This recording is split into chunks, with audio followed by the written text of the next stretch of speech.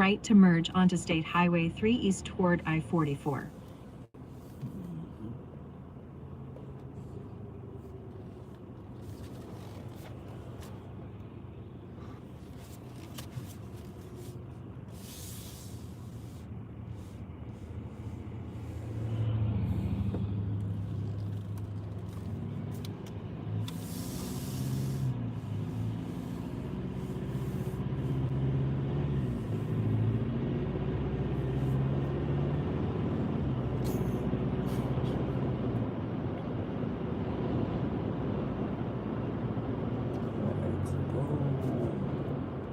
Want me to begin it, let me know.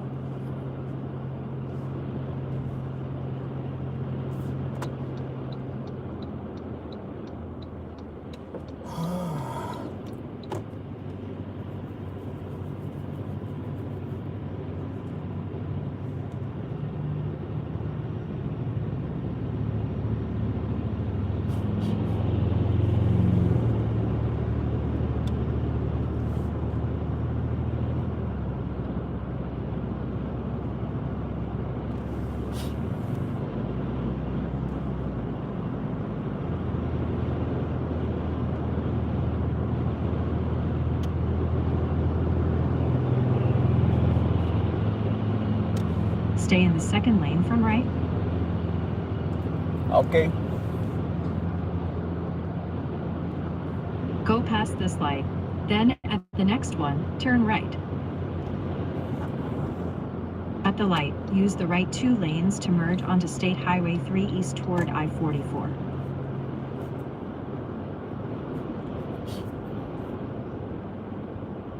Turn right.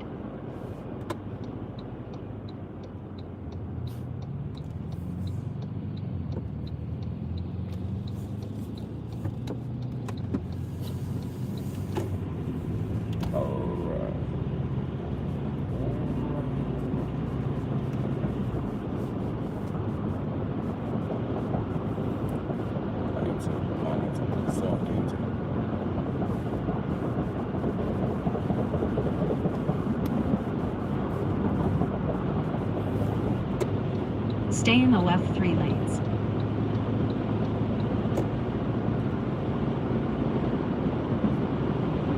In 4.5 miles, take exit 120B on the left to merge onto I-40 east toward Fort Smith.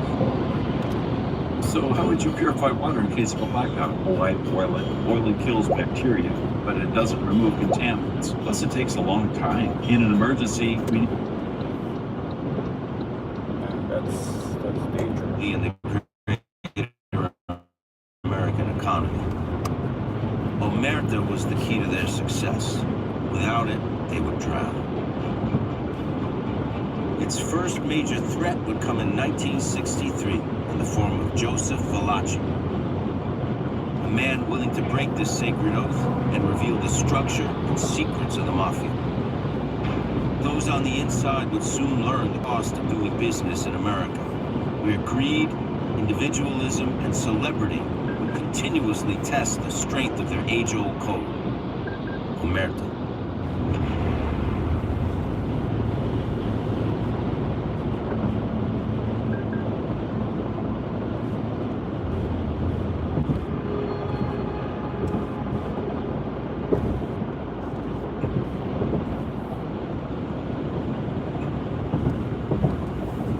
To understand the mafia in America, you need to understand the mafia in Sicily. The crown jewel of the Mediterranean Sea. It had been fought over for thousands of years. The Phoenicians, the Greeks, the Romans, the Arabs, all planted a flag. In the mid-19th century, it belonged to the Spanish Bourbon dynasty. Sicily, as an island, it develops its own unique culture. So that made Sicilians feel for a long time different from Italians, different from Europeans.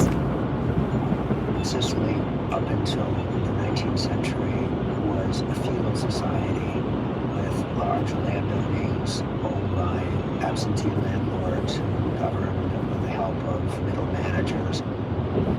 In 1860, General Giuseppe Garibaldi invaded the island and brought it under Italian control. leading to the most significant transfer of power in the history of Sicily. Suddenly there's like a free-for-all and everything is for sale. And at first, a lot of Sicilians support and back the unification of the country. However, as time goes on, a lot of Sicilians are faced with a number of crises ranging from agricultural strife to the... In 2 miles, take exit 120B on the left to merge onto I-40 east toward Fort Smith. There's a period of disorder.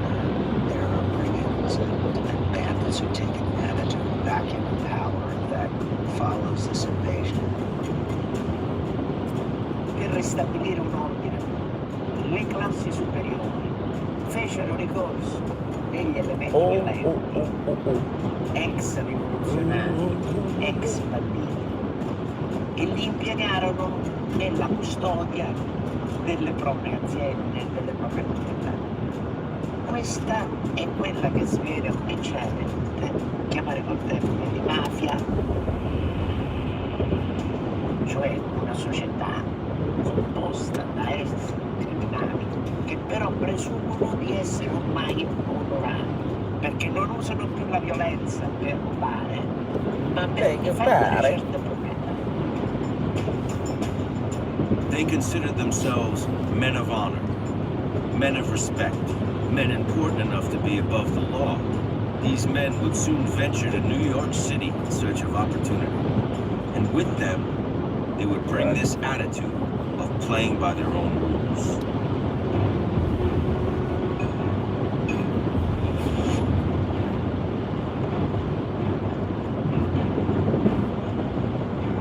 Immigration to the United States in the late 19th and early 20th century explodes. Use the left lane to take exit 120B on the left to merge onto I-40 east toward Fort The Smith. United States has lots of opportunity, many jobs, land, freedom, and so there's this huge migration from Europe to the United States. And of that migration, something on the order of 4 million people come from Italy. You had immigrants coming from Exit left. the poorest, most uneducated, rural part of the country. They came here to a life that probably was not really much better. Now they're thrown into this cauldron of New York City, the epicenter of modern industrialization and capitalism. There are dozens and dozens of ethnic groups, and it's a really intense competitive environment just to survive. From the old country, they brought with them a certain amount of clannishness. They relied on family even more than the Italians did in Italy. And they didn't expect anything good from authority. They didn't expect any help from outside. So they came here with those same attitudes. The gangsters and the grandmothers all had the same worldview. The most famous Italian In 5.5 miles, continue onto I-40 east toward Fort Smith. was in Manhattan, but there were a scattering of others as well. Certain neighborhoods were largely Italian-American, and the criminal element held sway because they knew where everybody was, where everybody lived. It was kind of like a cocoon where people didn't want to cooperate necessarily with the police because they knew the criminals were in the area. In the early 1900s, crime in New York City was ubiquitous, as it was everywhere else, but it was also pretty small scale. There's a bit of what we might call low-level organized crime, but it's really just local gangs that control maybe up 4 or 5 blocks, and they are shaking down and extorting from people within their own neighborhoods. In East Harlem, there were Italian people from all over. It had a number of characters who, I guess you could call them padrones, who were important to the neighborhood as kind of quasi-crime figures. And could be a source of employment, could be a source of money, could be a source of trouble. In the early 20th century, these local criminal groups ruled across New York City. Then in 1919, they were presented with a new revenue stream, and it was bigger than any racket they ever. Prohibition, a nationwide ban on the sale and transport of alcohol, officially began in 1920. The opponent's alcohol will break.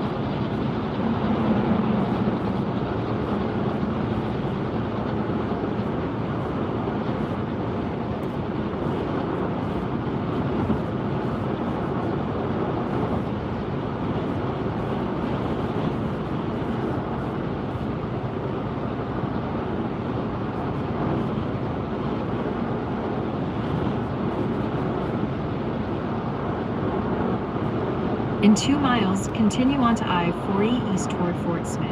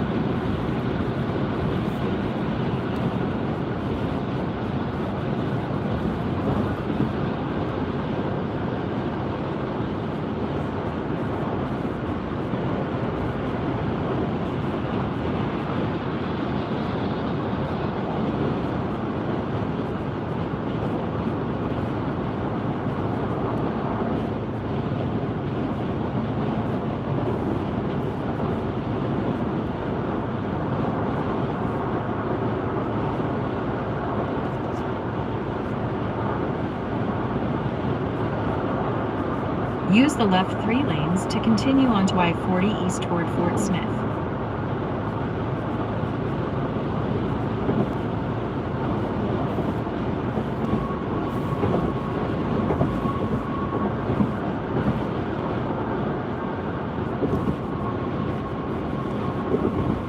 Continue.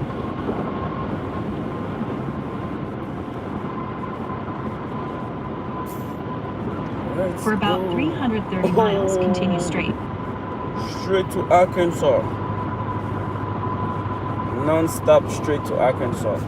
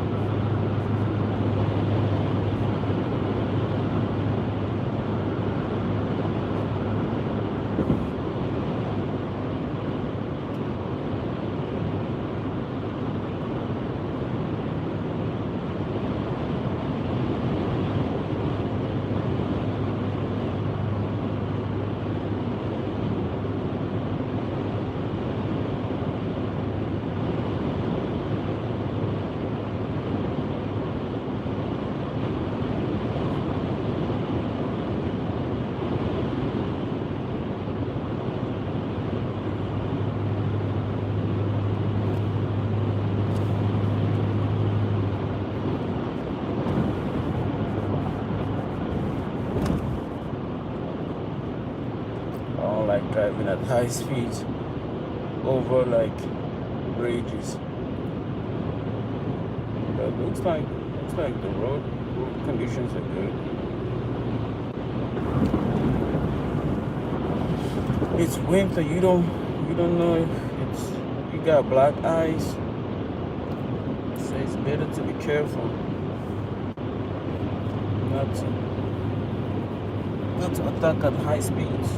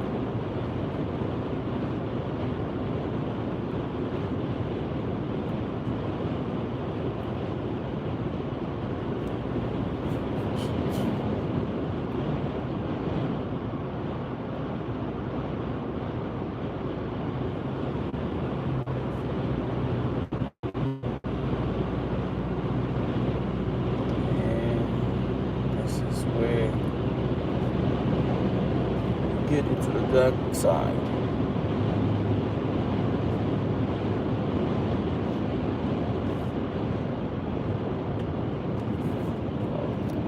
Almost took an exit this time.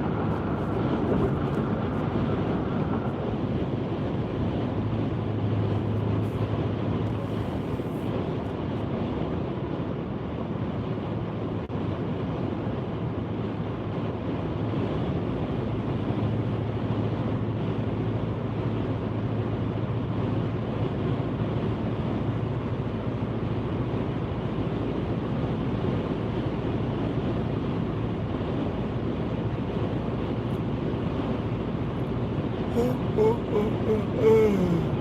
no. Too early. Too early to be yawning.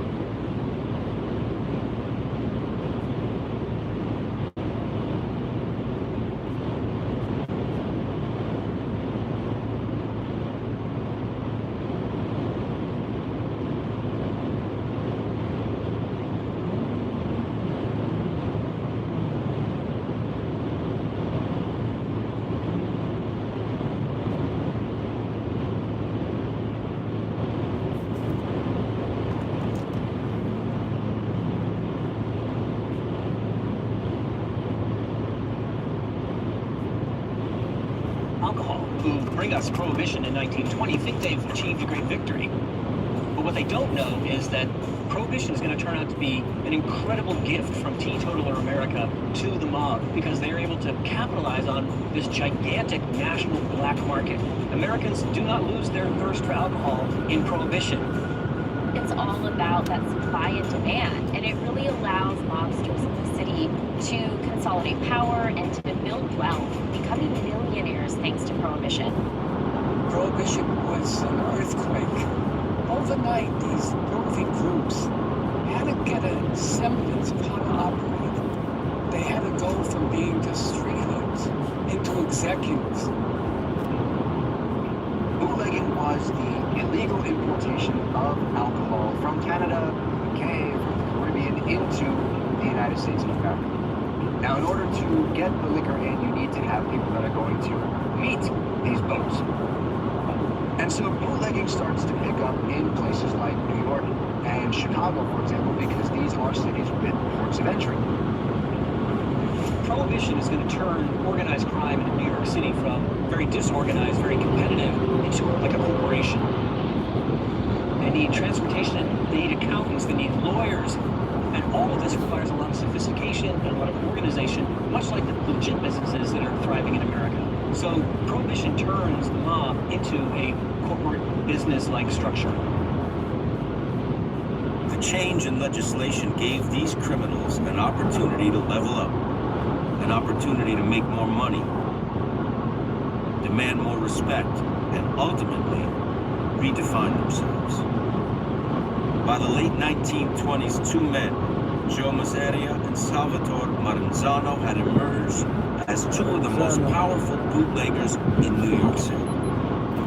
Masseria in East Harlem, Maranzano in Brooklyn. Each recruited a gang of young Italian immigrants to help run their operations. Lines were drawn between the two factions. And in 1930, a violent fight for control of the bootlegging market played out in the streets. Bodies turned up all over the city, from office buildings in East Harlem to courtyards in the Bronx. It was blood. But blood is bad for business. Masseria's lieutenants, Lucky Luciano and Frank Costello, knew that if they wanted to make real money, the power struggle would have to end. So they made a move. April 15th, 1931, Coney Island. Lucky Luciano and Joe the Boss met here at Nuovo Villa Camargo. Lobster, mussels, linguine with clams, and cars. After lunch, Big Joe was put on the spot. Less than 5 months later, at his office in Midtown, it's Sal Maranzano who meets his end. With the old guard out of the way and a clean slate in front of them, the younger generation of mafioso, led by Charles Lucky Luciano, establish a new thing, with new rules.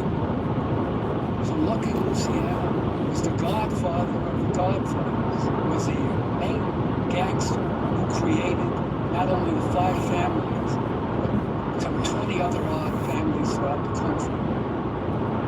Luciano realized he needed some sort of structure to enforce his new ways of doing business. He also wanted to ensure that there would never be a war between the families. So he created the Commission, a ruling board consisting of the heads of each family. Luciano's first commission had 7 voting members: Chicago, Buffalo, and the New York Five.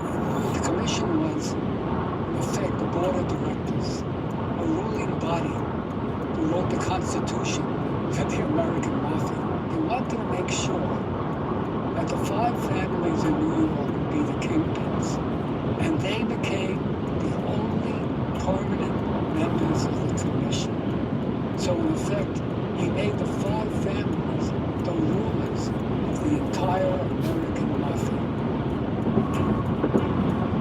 The commission is bringing together of New York's 5 families, and you have the 5 heads of those families that are sort of working in tandem with one another to make sure that no one really steps on anybody's toes. In 1931, New York's 5 families were headed by Lucky Luciano, Joseph Profaci, Vincent Mangano, Tommy Galliano, and Joe Bonanno. Each family abided by the same set of rules. Rules that would make them powerful, rules that would make them rich. Rules that would make them one of the most successful organizations in America, reputedly second in size only to the U.S. government itself. Members were required to have Sicilian roots. Each family maintained the same organizational structure and were to obey the boss. They were to live by a code of honor: no drugs, respect other members and their significant others. It was to be a lifetime membership. And most importantly, omerta: silence, honor, and absolute loyalty to the family. So omerta becomes probably the most pivotal rule in mafioso lifestyle. Never rat out your friends, never rat out your family, remain loyal to your family, and you should be okay. But if you talk outside of that code of silence, you never know what happens.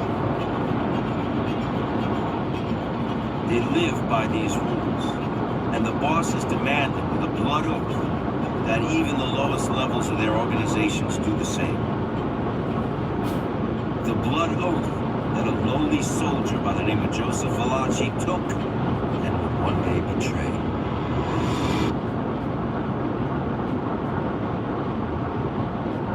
New York's 5 families found success in the early 20th century for myriad reasons. A big one was their agility. With every political or economic shift, be it on a city, state, or national scale, the 5 families were there to capitalize. In the aftermath of the stock market crash in '29, the American economy goes into a free fall. By the early 1930s, the unemployment rate in America is 25%. So economic suffering is all across the country. During the Great Depression, when the country was suffering, in many ways the mob was booming. There's a great line that there's 2 things that are resistant to economic downturns. One is certain aspects of the entertainment industry, and the other is this thing of ours, the mafia. And the reason that it could survive, really, and thrive is because people still were going out, they wanted to be entertained. The 5 families' bootlegging operation thrived despite the economic turmoil of the early 30s, but their world changed dramatically when Prohibition ended in 1933.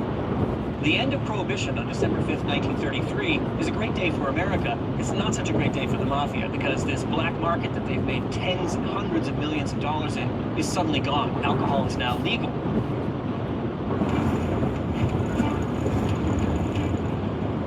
This is a period when they sort of have to reevaluate. We start seeing the beginning of labor racketeering, getting into the unions. The Great Depression leads to the election of Franklin Delano Roosevelt, and he brings to his office this idea of the New Deal. The federal government is going to do things to pull America out of the Great Depression. One of the biggest achievements of the New Deal is the Wagner Act, which is a package of labor laws that essentially establishes workers have the right to join a union. And so the American labor movement flourishes as never before. The mafia realizes that labor unions present a tremendous opportunity because labor unions are big organizations, they pull in dues, they actually have fairly large cash flow, and they also are attached to businesses that make a lot of money. What made unions susceptible to infiltration, they were run, for the most part by people in the neighborhood. So you could threaten people that you knew within the labor union because they were often their neighbors or at least within the same borough. Another aspect that made them vulnerable is that labor unions could buy you, quote, peace, labor peace. And so the incentives to cut deals with labor union leaders were just very strong and overwhelming. A lot of times these labor unions also represented, workers that were quite individually weak. They certainly didn't have the ability to stand up to corruption. The classic is the docks. These docks service this enormous market. All these goods were moving in and out of it, but there's very limited space down on, the southern end of Manhattan. And so as a result, if you control the docks, you control literally the space there, you control commerce going in and out of New York.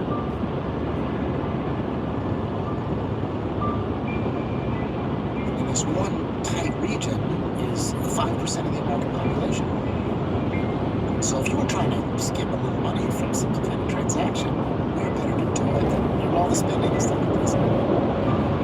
If you could skim off a little money from security, or factory inspection, or shipping, you could, of course, make a fortune. People did. Every period of transition in history sort of creates these new avenues for the mob, and that's one of the reasons that the Italian-American Mafia is so successful, is their ability to be very nimble and sort of transition into new business opportunities when it arises. So during World War II, what that really means is taking advantage of the ration card system.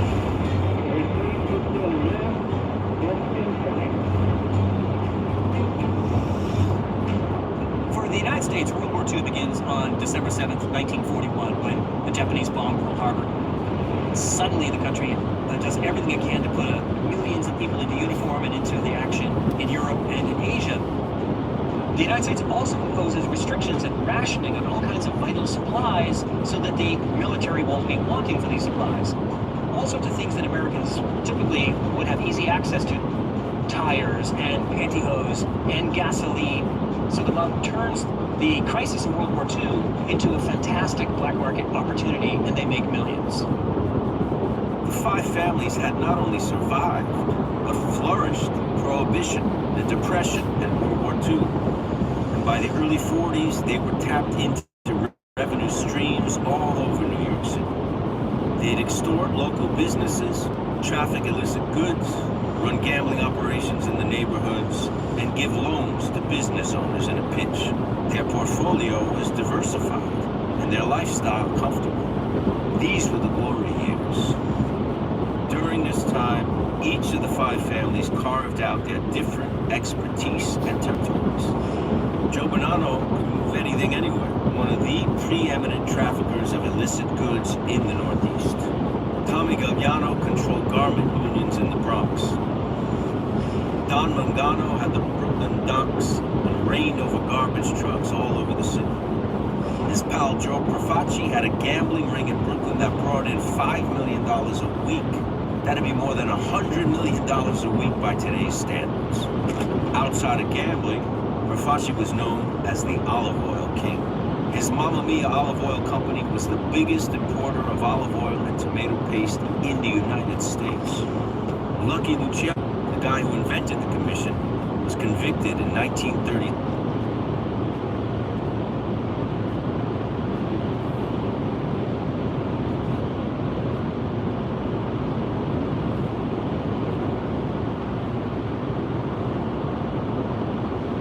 For running a prostitution ring. He was sent to prison for 30 to 50 years. That didn't impact business. Next in the chain of command was Frank Costello, and everybody knew Frank. Costello wasn't his real name. He adopted an Irish name, and that was part of Costello's personality. Did he try to represent himself as a legitimate businessman? Costello is different from a lot of the mobsters from his era. And Costello also wants to be taken seriously. So he dresses very nicely. He hobnobs with famous people. He has great parties at his penthouse where judges and politicians and business people come. And he really craves that kind of respect. He had a certain smoothness to himself, and he knew how to handle politicians, how to create that aura. Frank Costello, for his time, was the gangster that people looked up to and wanted to emulate, and were envious of. Costello liked the nightlife in New York, so he was often seen out at nightclubs, including a club that he owned a share in, the Copacabana. Frank Costello was known as the Prime Minister of the Underworld. Another name he acquired was King of Slums. He had illegal casinos across the United States. He also invested in legal casinos in Las Vegas as well as in Cuba. Frank purchased a country home, so to speak, out on Long Island in Sands Point. Wanted to be part of the North Shore community, which had a certain good reputation. He believed he was important. And he tried to, in effect, say, I'm a gambler and I'm a businessman, but I'm not really a gangster.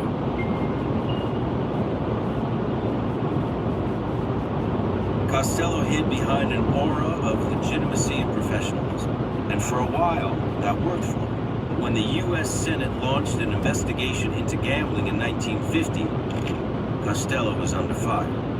So we have a first-term senator from the state of Tennessee by the name of Estes Kefauver. Kefauver is someone that organizes and puts together a committee that wants to look at what is seen as the lifeblood of organized crime at the time, which was interstate gambling.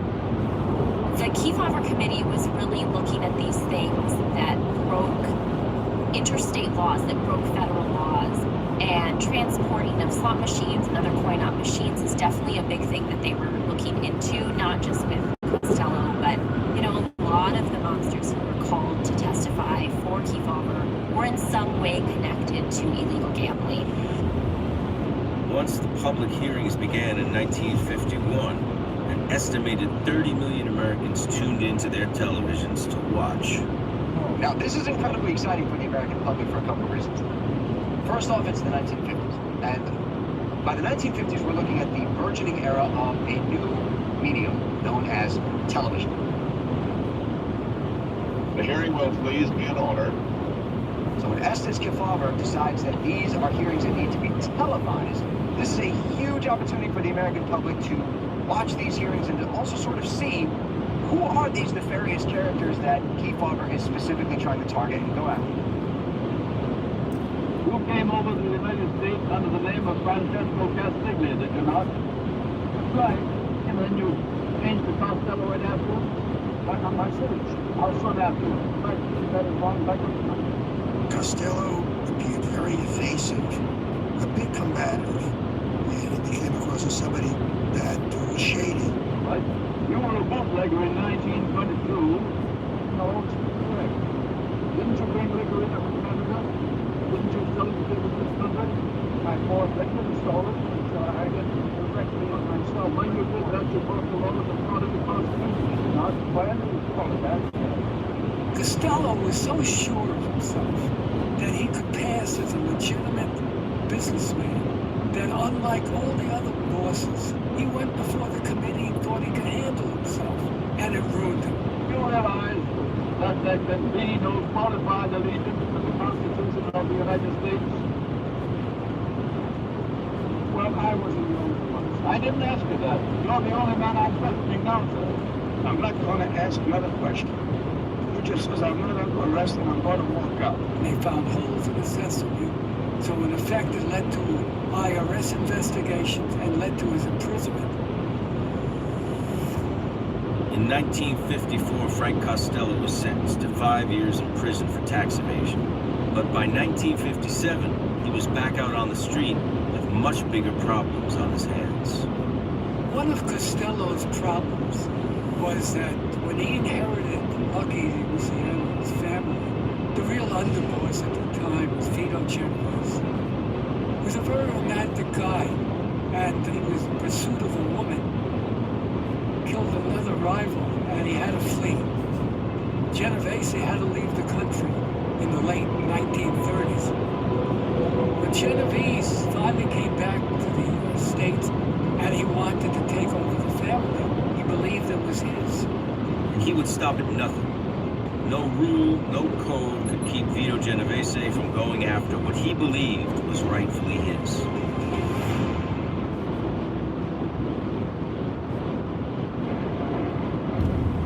In 1957, the five families were nearing 30 years of existence in New York City.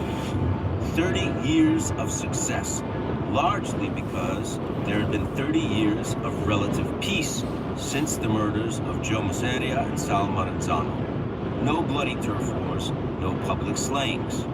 Conflict was dealt with in the shadows, and members had, for the most part, upheld their oath and stuck to the rules. Oklahoma. But that was about to change. Frank Costello had been boss of his family since 1937, much to the displeasure of the family's underboss, Vito Genovese. Genovese thought the seat should be his, and the tension began to boil. Genovese and Costello were working together. They probably respected each other. I don't think they liked each other. Frank Costello brings more of a businessman air to the role. Dapper suits, nice-looking guy, well-coiffed hair, knows how to deal with people in high places, knows how to deal with politicians. Genovese is a bit more rough around the edges. He's a bit more shoot now, ask questions later kind of guy. Genovese tried his hand at a number of legitimate businesses, but unlike Costello, didn't do it very well. He had a poultry business, a liquor business, a gambling boat venture. They all failed. But he had control. He was a vicious guy, more vicious than Costello. And people gave him the deference. So when Genovese sees Frank Costello sitting in the seat of power, he's like, well, that's not fair. That's supposed to be my role. I was the guy that was under Lucky Luciano. How dare you sit in my spot?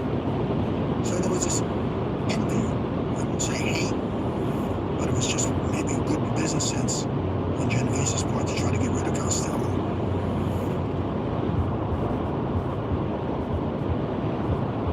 Frank Costello was having a dinner, coffee at some Upper East Side restaurants not far from his home on Central Park West. And he had to go back home. He got into the door of the apartment building and heard famously, "Frank, this is for you." Frank turned his head. Instead of hitting straight on, sort of grazed Frank's turning head. And the shooter fled. Costello survived the attempt on his life. When questioned by police after, he claimed he never got a good look at the shooter. But even if he had, it wouldn't matter. The commission rules still held. Omerta. The Majestic's doorman, however, did not live by the same code. He got a good look. And when presented with photos by investigators, he identified Vincent Gigante. Gigante was, according to our information, a protege of Genovese. He was a bright boy who was the rising star of the underworld. My name is Rita Gigante. I am the daughter of Vincent Gigante. Someone came to Vito and said, "Look at this kid, he's promising." He knew he had to do something to prove himself. But he liked Frank. And he missed. I don't think he really, in a sense, wanted to do that. Frank Costello would later testify that he didn't have a good view of who the shooter was. The story that I heard was that as Costello was leaving the witness box, Gigante supposedly said, "Thanks, Frank." After that, they actually became friends. Costello had Gigante over for dinner and drinks at his apartment. The hatchet, so to speak, was buried. But this all sort of created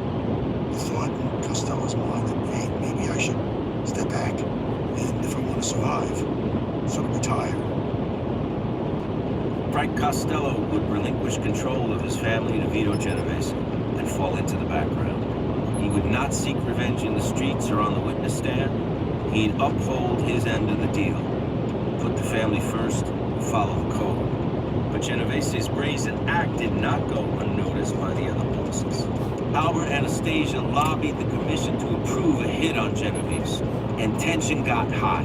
On the brink of an all-out war, Joe Bonanno, secure leader of his own family, mediated a peace agreement and successfully settled the ship. In the aftermath of the intervention, Bonanno declared himself the capo consigliere, chief counselor of the commission. It was a title, but enough for Bonanno to believe he was above the law and above the rules, especially when it came to drugs. The rule was they didn't deal in narcotics, but the other rule was we make as much money as we can any way we can. So in the late 1950s, America has a heroin market, but it's very small. Heroin was made illegal in 1924. So there's a black market opportunity here. Joe Bonanno is definitely looking to increase his power and increase his financial stake in the commission. For him, the 1950s is a good period for that for a couple of reasons. He does seize this opening in the heroin trade. And I think he really does use this transfer of power as an opportunity to elevate himself.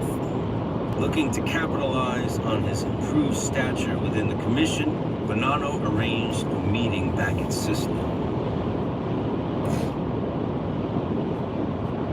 So the meeting was really an occasion for Joe Bonanno to show off his so-called leadership.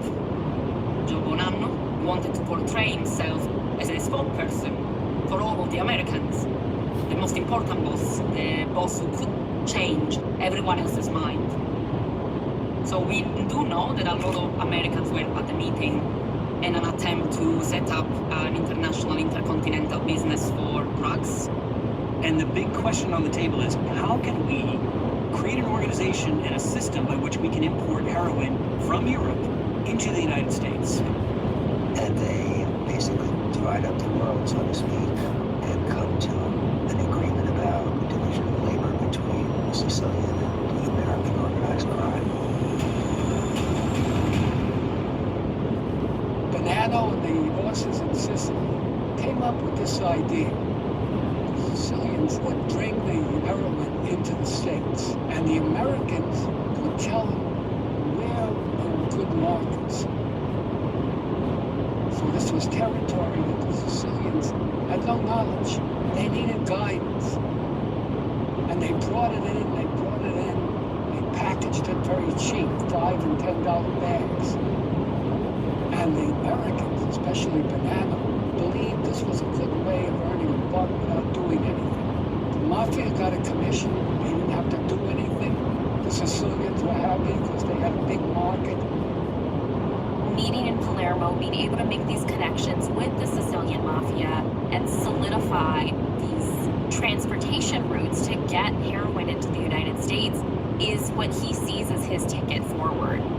The drug trade in the 50s and 60s is interesting because the Mafia doesn't ever want to admit, even to themselves, that they're that involved in the drug trade. The 1950s, 60s, 90% of heroin is coming into the United States through the Italian-American Mafia. Joe Bonanno and the five families' investment in the drug trade over the next several decades would ultimately become a tremendous burden. Members would choose to overlook the threat of law enforcement in favor of increased profits, a decision that would kill their organization from inside out, while devastating cities throughout the United States. With this new flow of heroin onto the streets of America, Americans are going to take up heroin in a big way. The most grievous sin that the Mafia in America committed is the damage that it did to the big cities. There was no heroin in Harlem. There was no heroin in the Lower East Side, Brooklyn. And what it did was it destroyed the inner cities. And it's a sin that's still with us today.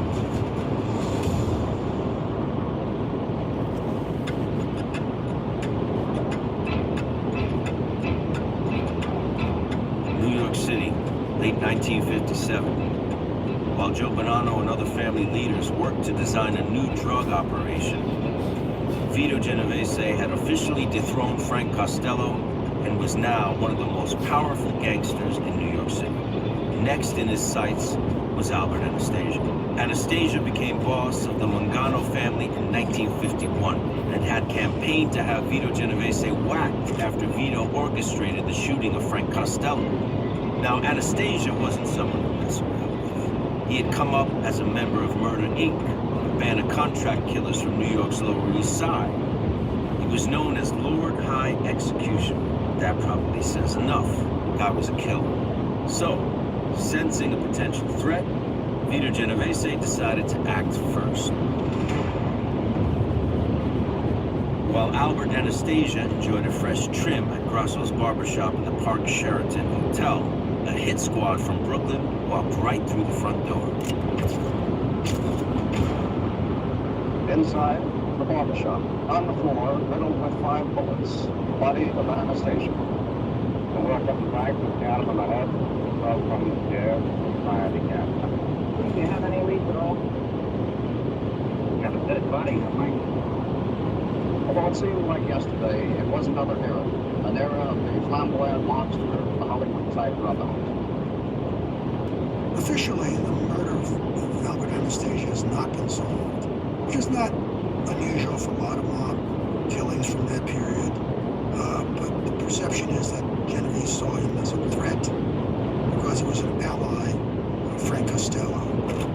No one had pulled off a gangland-style slaying like this since the killings of Joe Massari and Sal Maranzano in 1931. It was the work of an up-and-coming crew led by Crazy Joe Gout, a guy from South Brooklyn with his own ideas about rules. With the death of Albert Anastasia, Vito Genovese seized even more power. And at the same time, like Joe Bonanno and his Sicilian allies, Vito Genovese was growing his stake in the emerging heroin market. Part of Vito Genovese's plan in 1957 is to present himself effectively as the boss of the bosses, the top mafia guy in America. And so they come up with this plan to hold this summit in a very remote area in Appalachian, New York. November 14th, 1957, Appalachian, New York. Population 277. 182 miles from New York City. A local here named Joseph Barbera sold soda, but he used to be a bootlegger, and anyone who knew anything up here knew that Joe the Barber was still in the game. State Police Sergeant Edgar D. Croswell was well aware of Barbera's underworld ties, so when he got wind that some visitors were in town and 20 pounds of veal were headed to Barbera's house, he decided to do a drive-by. Lo and behold, a secret society of Cosa Nostra in plain sight. The problem with this meeting is that when you have numerous vehicles sitting outside of a home, it's not in the city, it's in New York State, out in the rears of New York. People might get a bit suspicious. These fellows just did not fit in or extremely well dressed. Most Italian accents. Some 3 folks that couldn't speak English at all. Or standouts. Sergeant Croswell quickly called in reinforcements. Agents from federal, state, and county law enforcement reported for backup. With roads blocked and the house surrounded, the agents captured 58 of approximately 100 mafia leaders in attendance. So this secret summit that's going to elevate Vito Genovese as this genius new boss turns out to be a total disaster. And so a lot of these people are arrested, and eventually all the charges are overturned, but it's a massive embarrassment, black eye for Vito Genovese. Some theorize that Costello may have set up Genovese to be off on the meeting, but it's been unproven. Their names became all over the newspapers, their affairs were being looked into, their families were being looked into. To a lot of people, it clearly established that there certainly was a mafia that, if not ruled nationwide, had connections across state lines. And use the right lane to merge onto I-40 East. then on federal agencies this was a secret society, you're not living a secret society anymore. You're all over the place. And everybody was being identified, and it really lowered the esteem of Vito Genovese and the mafia. So it led to a lot of problems. In 3/4 of a mile, make a U-turn. For everybody else, he was blamed for all this publicity he brought upon by having the same place and the desire for a meeting that nobody else wanted. So far as our fight on organized crime Turn is right, concerned, then we're take the gonna continue first our right efforts on onto the North break. Highway And I 99. hope that someday we'll get a break and finally determine just what did happen at that now notorious meeting at Appalachian.